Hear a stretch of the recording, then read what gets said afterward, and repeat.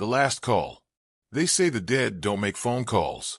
I always believed that too, until last Tuesday night, when my iPhone lit up at 2:17 a.m. with a name I hadn't seen in 3 decades. David Foster. The same David Foster who'd been buried in Oakland Cemetery since 1994. The same David Foster who'd been my best friend since 3rd grade. The same David Foster who died because of me. I stared at the screen, my heart hammering against my ribs as if trying to escape. The modern, sleek bedroom of my Chicago penthouse suddenly felt cold and foreign. Outside, the city lights twinkled beneath a thin veil of fog, oblivious to the impossible event unfolding in my hands. "This is a mistake," I whispered, though no one was there to hear me. My wife, Elaine, was visiting our daughter in Boston. Someone's idea of a sick joke. The phone continued to vibrate, David's name pulsing with each ring. I'd never deleted his contact, couldn't bring myself to after the accident, but his number had been disconnected years ago. There was no way this could be happening. On the 5th ring, my finger hovered over the red decline button. On the 6th, I answered. "Hello." My voice cracked like I was 16 again, not a 63-year-old CEO weeks away from retirement. At first, there was nothing, just the faint static hiss of an open line. Then, "Michael, is that you?" The voice was unmistakable, that slight Midwestern twang, the way he always seemed to end statements like they were questions. David's voice, exactly as I remembered it. Not aged, not changed. Perfect, like an audio file preserved in digital amber. My throat closed up. I couldn't breathe, couldn't think. "Who is this?" I finally managed, my voice barely audible. A laugh. His laugh. "Come on, Mikey. You know exactly who this is." "David died 30 years ago," I said flatly. "So whoever you are, whatever sick game you're playing, remember that summer before senior year?" The voice interrupted. "When we broke into old man Jennings' orchard and stole those green apples. You got so sick your mom thought it was appendicitis." My hand began to tremble. That story wasn't public knowledge. It wasn't something a prankster could have researched. "And remember," the voice continued, softer now, "what you promised me the night before the accident. You said, no matter what happens tomorrow, we're brothers for life." Funny how things work out, isn't it? The phone nearly slipped from my sweating palm. No one knew about that conversation. No one but David and me, sitting on the hood of my father's Buick, passing a beer back and forth under a canopy of stars, the night before everything went wrong. "This isn't possible," I whispered. "And yet here we are." A pause.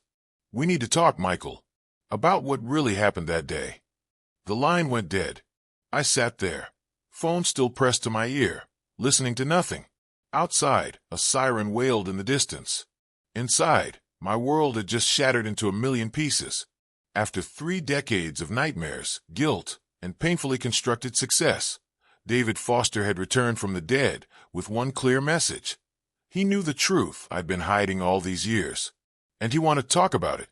I didn't sleep that night. How could I? Instead, I paced my penthouse, watching the Chicago skyline transform from night to dawn, nursing a glass of Macallan that did nothing to steady my nerves. By morning, I'd almost convinced myself it was some kind of hallucination, stress from the upcoming retirement, perhaps, or an adverse reaction to the new blood pressure medication my doctor had prescribed. But the call log didn't lie. There it was, clear as day. David Foster, 2:17 a.m., duration, 1:38. When my assistant, Veronica, arrived at 7:30 with my usual latte and schedule for the day, she immediately noticed something was wrong. "Mr. Pearson, are you all right?"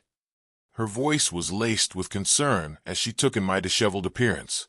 I hadn't changed out of yesterday's clothes, hadn't showered, hadn't even combed my hair. "I'm fine," I lied, forcing a smile. "Just didn't sleep well. What's on the agenda today?"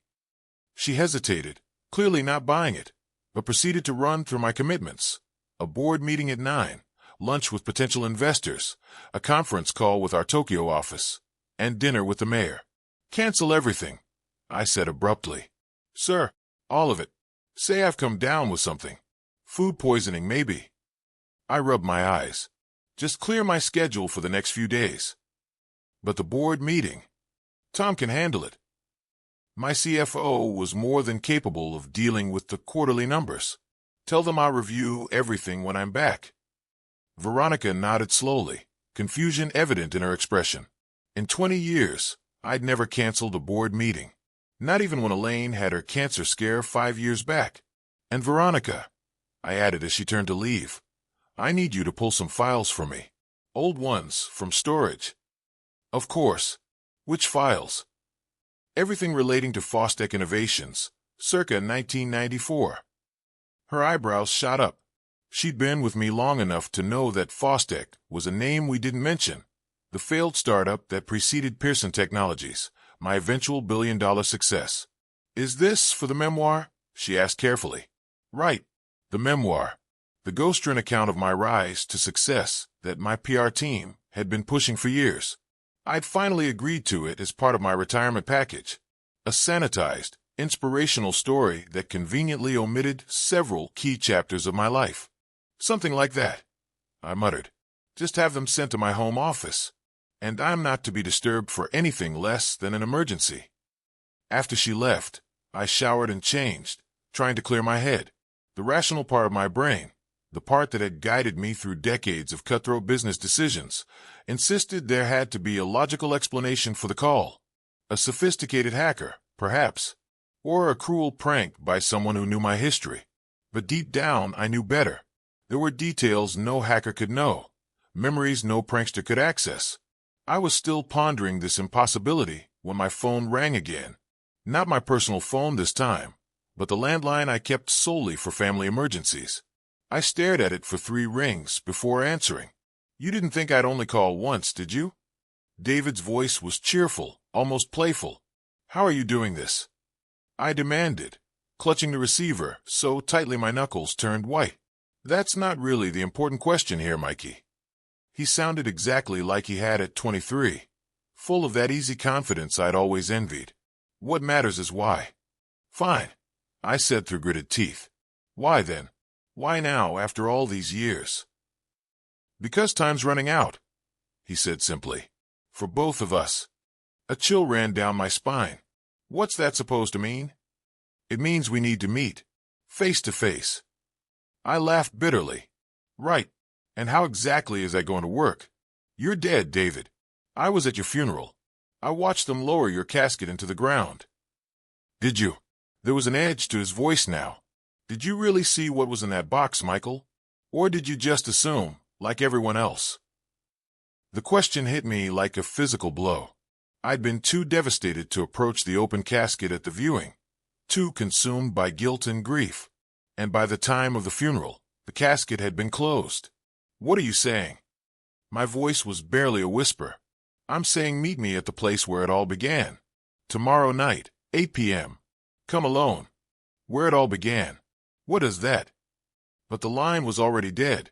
Where it all began. The phrase echoed in my mind, loaded with possible meanings. Our childhood neighborhood in Milwaukee. The college dorm where we'd first hatched our business plans. The abandoned warehouse where we'd set up our first makeshift lab. Then it hit me. He could only mean one place, Lakeview Point. The cliff where, 30 years ago, everything had changed forever. The 4-hour drive from Chicago to southern Wisconsin gave me too much time to think. About the past. About David. About the secrets I'd buried alongside him. I'd taken my Tesla, despite knowing the remote location would likely leave me without a charging station for the return journey. I couldn't risk anyone tracking my company car. Not with what might be waiting for me at the end of this strange pilgrimage. As I drove, I tried to make sense of what was happening. If David was somehow alive, and that was a massive, reality-shattering if, where had he been all these years? Why fake his death? And why reach out now, when I was just weeks away from stepping down from the company I'd built from the ashes of our shared dream? The company that should have been ours, not just mine. The guilt I'd carried for 3 decades sat heavy in my chest. Guilt over the argument we'd had that day at Lakeview Point. Guilt over the things I'd said, the accusations I'd hurled. Guilt over walking away, leaving him alone at the cliff's edge as the storm approached. By the time search and rescue found his body 3 days later, washed up on the rocky shore of Lake Michigan. I was already halfway across the country, sick with grief, but too cowardly to face what I'd done.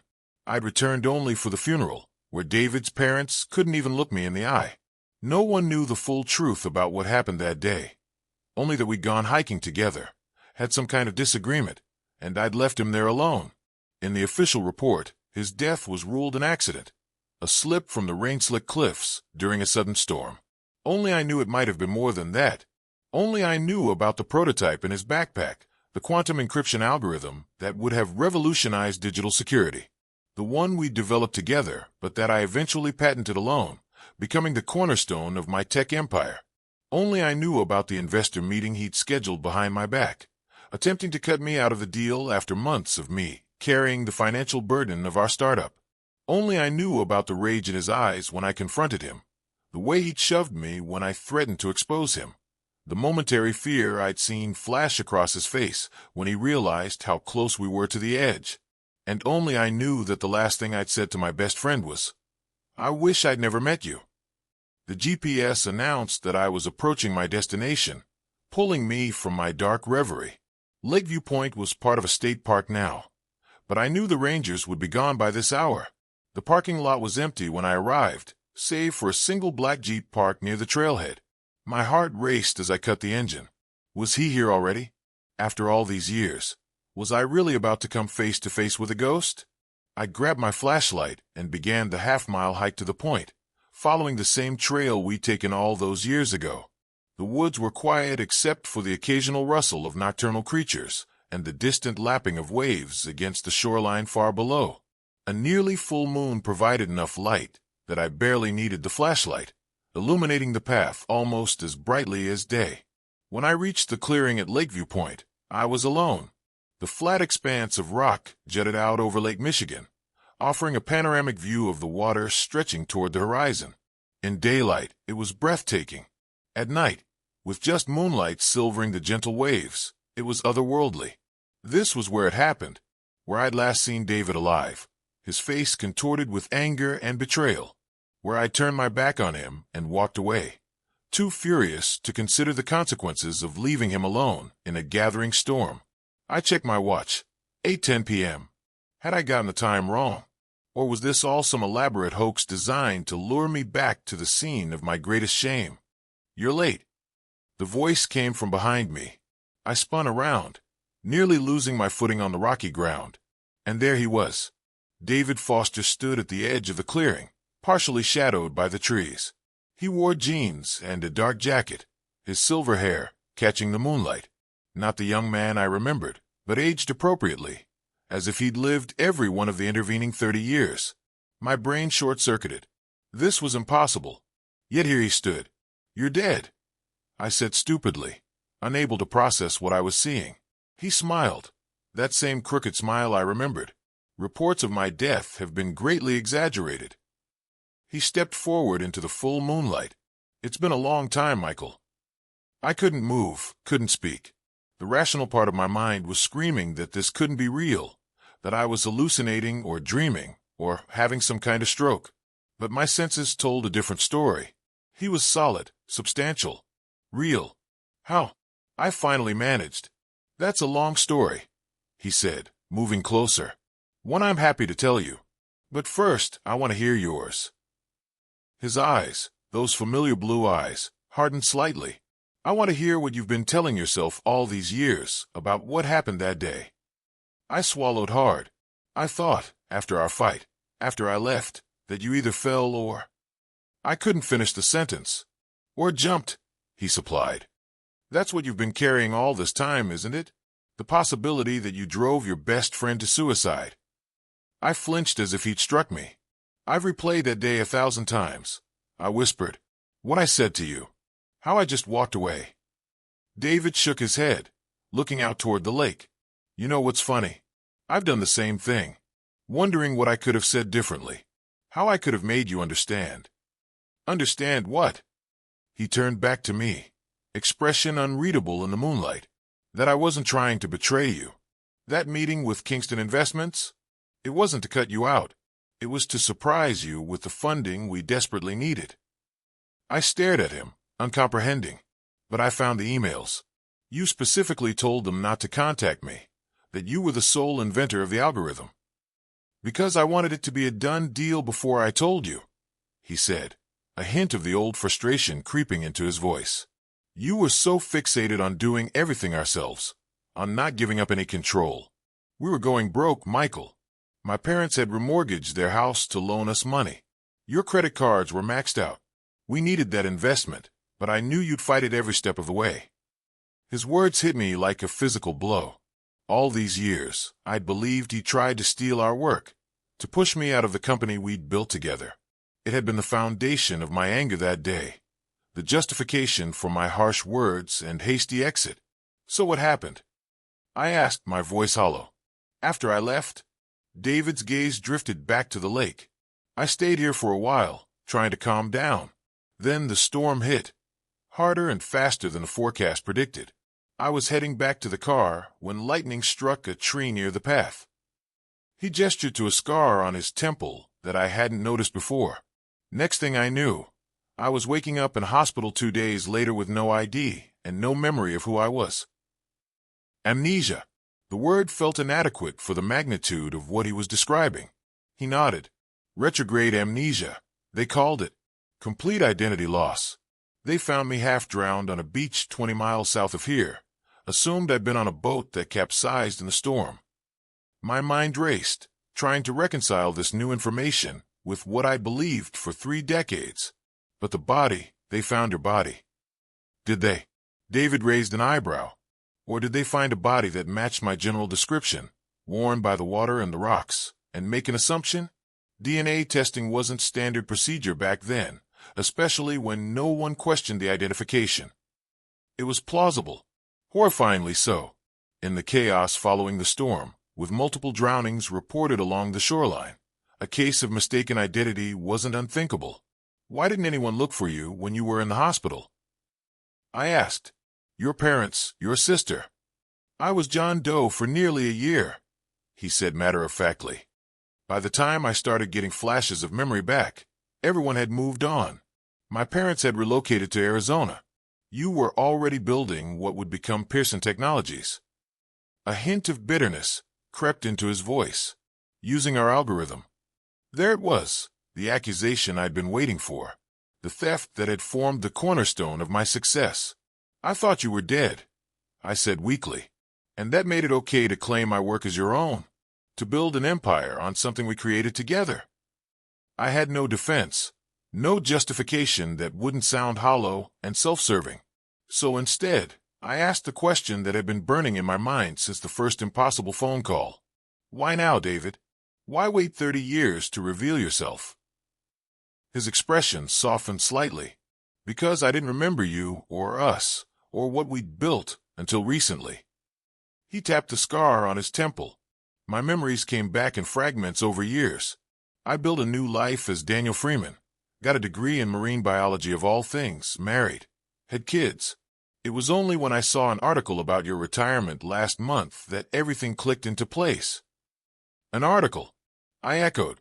He pulled out his phone, showed me the Fortune magazine cover I'd posed for weeks earlier. Michael Pearson, the encryption king steps down. The moment I saw your face, it all came flooding back, he continued. Our friendship, the algorithm, that day at the cliff. He pocketed the phone, and I knew I couldn't let you walk away with everything we built together without at least facing you one last time. The implications of what he was saying slowly dawned on me. You're going to expose me, I realized. Tell the world that Pearson's quantum encryption was stolen from a man everyone thought was dead. To my surprise, he laughed, a short, almost sad sound. Is that what you think this is about? Revenge? Exposure? He shook his head. I'm dying, Michael. The words hung in the air between us, simple and devastating. What? I whispered. Stage for glioblastoma. He gestured to his head again. Ironic, isn't it? The same brain that forgot you for 30 years is now determined to take all my memories permanently. I felt sick. How long? Months. Maybe weeks. He said it with a calmness I couldn't fathom. That's why I had to find you now. Before it's too late. I don't understand, I said, genuine confusion mingling with the shock and grief. If you're not here for revenge or money, then what do you want from me? David stepped closer, close enough that I could see the lines around his eyes, the silver threading through his beard, eyes that were still recognizably his, despite all the years and pain between us. I want the truth, Michael. Just once, before I go. I want to hear you admit what you did to me and to yourself. The truth. Such a simple request, and yet it felt like he was asking me to tear open my chest and expose my heart to the night air. The truth was something I'd spent 30 years burying, layering over with success and philanthropy and carefully constructed narratives. But standing there on that cliff, face to face with the man whose life I'd stolen in more ways than one, I knew I owed him at least this much. I stole your work, I admitted, the words scraping my throat like broken glass. After the funeral, I went back to our apartment and took everything. The prototype, the coding notebooks, the early patents we'd filed together. I erased your name from all of it. David nodded, his expression unreadable. Go on. I told myself it was what you would have wanted, for our work to reach its potential, not die with you. But that was a lie. My voice cracked. I did it because I saw an opportunity, and I took it, because it was easier to build on what we created together than to start over alone, because I was angry and hurt and thought you'd betrayed me first.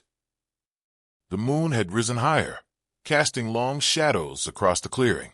Somewhere in the distance, an owl called out, a lonely, haunting sound. The worst part, I continued, forcing myself to meet his gaze, is that it worked. Everything we'd dreamed about, everything we'd planned, it all came true. Just without you. And you never told anyone the truth, David said. Not a question, but a statement of fact. I shook my head. Not even Elaine knows the full story. She thinks I developed the algorithm on my own after you died, that it was my way of honoring your memory. I laughed bitterly, as if stealing your life's work could ever honor anything. David was quiet for a long moment, considering my confession. The weight of 3 decades of deception hung between us, almost palpable in the night air. Do you know what the hardest part was for me? He finally asked, his voice softer now. It wasn't losing my memory, or missing 30 years of the life I'd planned. It was realizing that the person I trusted most in the world could just erase me so completely. The guilt was a physical pain in my chest. I'm sorry, I whispered, knowing how inadequate the words were. Sorry doesn't begin to cover it, Michael. There was no anger in his voice, just a profound weariness. You took my work, my legacy, my very identity. You built billions on what should have been ours. What can I do? I asked desperately. Tell me what you want, and it's yours. Money? Recognition? I'll sign over whatever percentage of the company you want. I'll hold a press conference tomorrow and tell the world the truth. David regarded me with something close to pity. I told you I'm dying. What good would money do me now? And as for recognition, he gestured to his head. Soon, I won't even remember inventing the algorithm in the first place. Then what? I spread my hands helplessly. Why go through all this, finding me, bringing me back here, if not for some kind of justice? Because justice and revenge aren't the same thing, he said simply. And what I want isn't either of those. Then what do you want? I asked again, genuinely baffled. David turned toward the lake, moonlight silvering his profile. For a moment, I could see the young man he'd once been, brilliant and idealistic, before my betrayal and the cruel twist of fate that had erased his past. I want you to make it right, he said finally. Not for me, it's too late for that, but for everyone else you've stepped on while building your empire. What does that mean? He turned back to me, his expression resolute. It means I've done my research, Michael. I know about the competitors you've crushed, the small startups you've absorbed and gutted, the employees you've underpaid and overworked. I know the real reason you're retiring now is to avoid the fallout from the security backdoor you built into your systems at the government's request.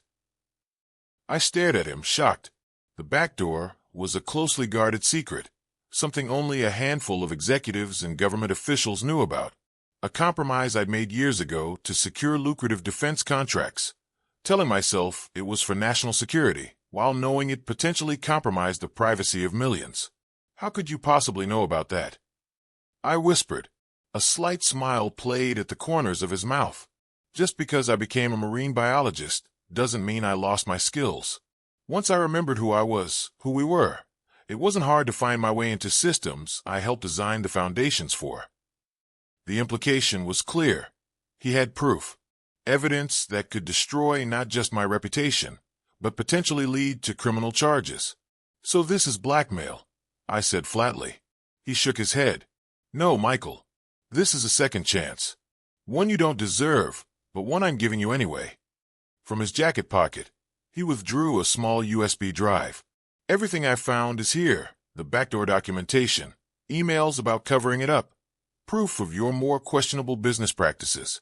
Enough to end everything you've built. I stared at the tiny device, my mouth dry. And what do you want me to do with it? Fix it, he said simply. All of it.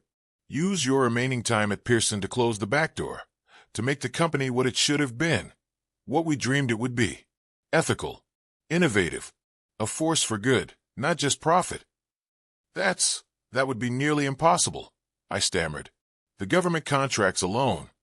I'm not asking if it's easy, he interrupted. I'm asking if you'll do it. One last chance to be the person I thought you were when we started this journey together. The request hung in the air between us, impossible and inevitable all at once. What he was asking could cost me everything, my reputation, my legacy, possibly even my freedom if the full extent of the backdoor became public.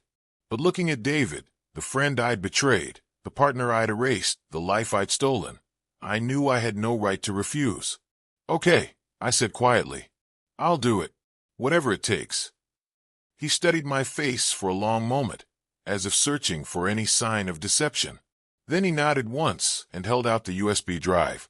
As I reached for it, our fingers brushed, the first physical contact in 30 years. The touch was electric, a jolt of connection that made the reality of his presence undeniable. There's one more thing, he said, not letting go of the drive just yet. I want you to tell your story, our story, truthfully. Not in some sanitized memoir, but the real version. The brilliance, the theft, the consequences. People will hate me, I said quietly. Probably, he agreed. But at least they'll know the truth. At least I won't be forgotten again. I nodded slowly, accepting this final condition. I'll make sure you're remembered, David, for everything you were, everything you are. He released the drive into my palm, his expression softening slightly. That's all I wanted to hear. We stood there for a moment in silence, two old men on a cliff where 30 years earlier, everything had changed. The weight of decades of secrets and lies seemed to lift slightly in the acknowledgement of truth, in the promise of restitution. Will I see you again? I asked finally. David's smile was tinged with sadness. I don't think so. The treatment I'm on, it's experimental. Buys me time but accelerates the memory loss. Soon I won't remember this conversation, or who you are. He glanced out at the lake one last time. But I'm glad we had this at least. One last chance to say goodbye properly. David, I began, not even sure what I wanted to say. That I was sorry. That I wished I could go back and change everything. That despite 30 years of lies, he had been the best friend I'd ever had. Before I could find the words, he held up a hand to stop me. Don't make promises you can't keep, Michael. Just do what you said you would. That's all I'm asking. With that, he turned and started walking back toward the trailhead, his figure gradually blending with the shadows of the trees. I watched him go, 1,000 unspoken words dying on my lips. It wasn't forgiveness he'd offered me. We both knew I didn't deserve that. It was something rarer, a chance at redemption. As David disappeared from view, I looked down at the small USB drive in my palm. It contained everything needed to destroy the life I'd built on lies, and everything I needed to finally build something true.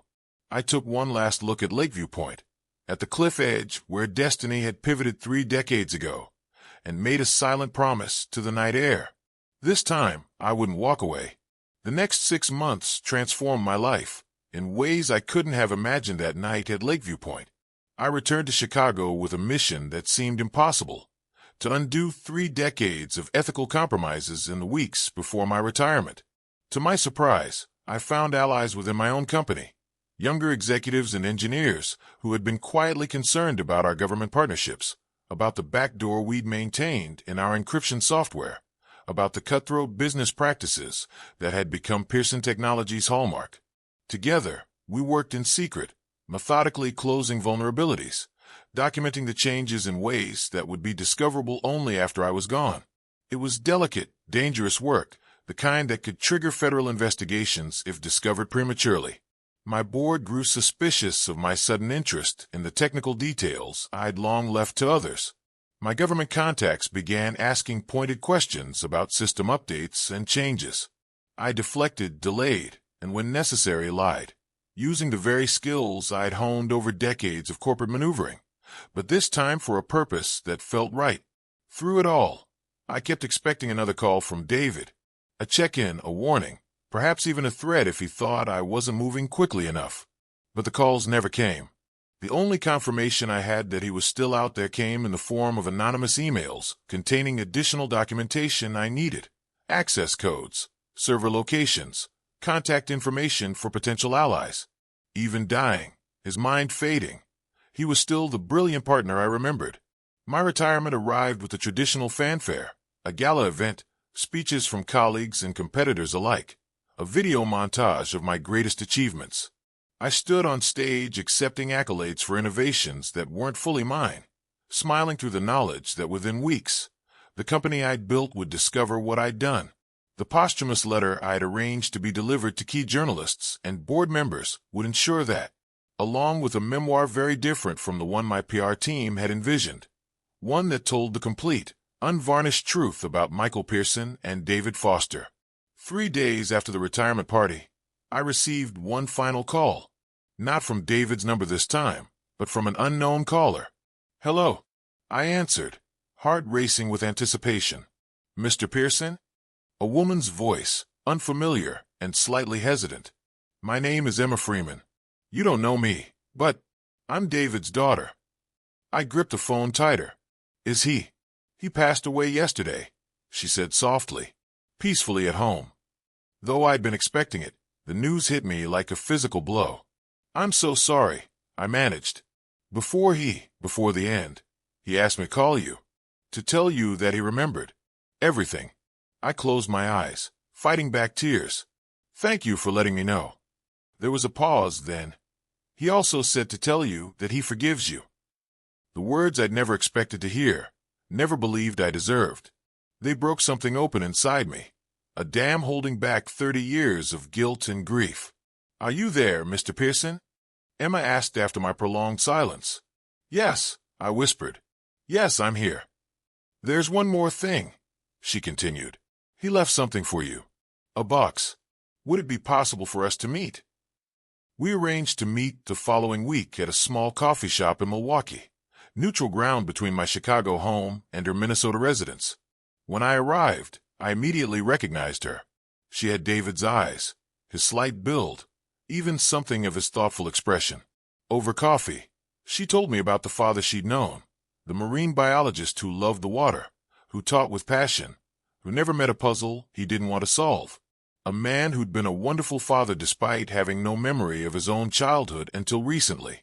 "It was strange," she admitted, stirring her latte absently, watching him remember a whole different life in his final months.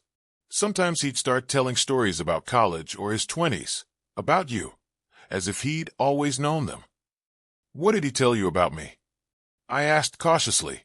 Her gaze was direct, unfiltered. "Everything, the good and the bad." I nodded, accepting the judgment implicit in her tone. "I'm trying to make it right," I said quietly. "Too late, but I'm trying." "He knew," she replied. "That's why he wanted you to have this." She placed a small wooden box on the table between us. Simple, handcrafted, with no lock or latch.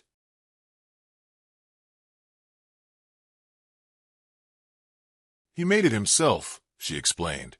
"Woodworking was his therapy during treatment." I opened it carefully. Inside was a folded piece of paper and beneath it, a much older item, a small circuit board, crudely soldered, but recognizable to anyone who knew what they were looking at. The original prototype for our quantum encryption algorithm. I lifted the paper with trembling fingers and unfolded it to find a note in David's distinctive handwriting. Michael, if you're reading this, I'm gone. But our work isn't. This is the beginning, the real one, with both our fingerprints on it. The proof that we built something together before everything fell apart. I've had a good life, different than planned, but good all the same. I hope in these final months you found something of the person you were meant to be. The brilliant, ethical partner I believed in. Remember your promise. Tell our story. All of it. David. P.S. Check the registry of the MIT Technology Archives. I donated the original notebooks, both mine and yours, under both our names. The truth has a way of surfacing, with or without us. I looked up to find Emma watching me closely, her expression a mix of curiosity and wariness. He never wanted revenge, Emma said softly, seeing the emotion on my face. Even when he remembered everything, even when he knew what you'd taken from him, he just wanted recognition, to know that what you built together wouldn't be forgotten. I traced my finger over the crude circuit board, memories flooding back of late nights in our cramped apartment, the excitement of each breakthrough, the shared vision of what this technology could become. Your father was the better man, I said finally. Always was. Emma's expression softened slightly. He said you were brilliant together, that neither of you would have created what you did without the other. He was being generous, I replied. The core algorithm, the breakthrough, that was all him. I was just good at seeing how to apply it, how to market it, and build a billion-dollar company from it, she added, not unkindly. I nodded, accepting the gentle rebuke. A company that's about to undergo some significant changes. Her eyebrows raised questioningly, but I didn't elaborate. She would find out soon enough, along with the rest of the world. We talked for another hour, me sharing stories of the young David she'd never known, her telling me about the man he'd become. Daniel Freeman, loving father, dedicated teacher, amateur woodworker who made Christmas ornaments for his students every year. A man who'd built a meaningful life from nothing, while I'd built an empire on a foundation of lies. As we prepared to leave, Emma hesitated. There's one more thing, she said. Dad said you might want to visit him. His ashes will be scattered at Lake Superior next month, where he did most of his research. You'd be welcome to join us. I'd be honored, I said, surprising myself with how much I meant it. Outside the coffee shop, as we were saying our goodbyes, Emma fixed me with her father's eyes. Will you keep your promise to him? She asked. Every word, I assured her. The full story will come out. Who your father was, what we created together, and what I did afterward. All of it. She studied me for a moment longer, then nodded, seemingly satisfied. As she walked away, I felt a weight lift, not the burden of guilt, which I knew would always remain, but the heavier load of deception I'd carried for 30 years. The story wouldn't end neatly. The revelations I'd set in motion would likely destroy my reputation, possibly lead to investigations and lawsuits. The company I'd built might not survive in its current form, but for the first time since that day at Lakeview Point, I felt something like peace. That night, back in my Chicago penthouse, I placed David's wooden box on my desk and opened my laptop.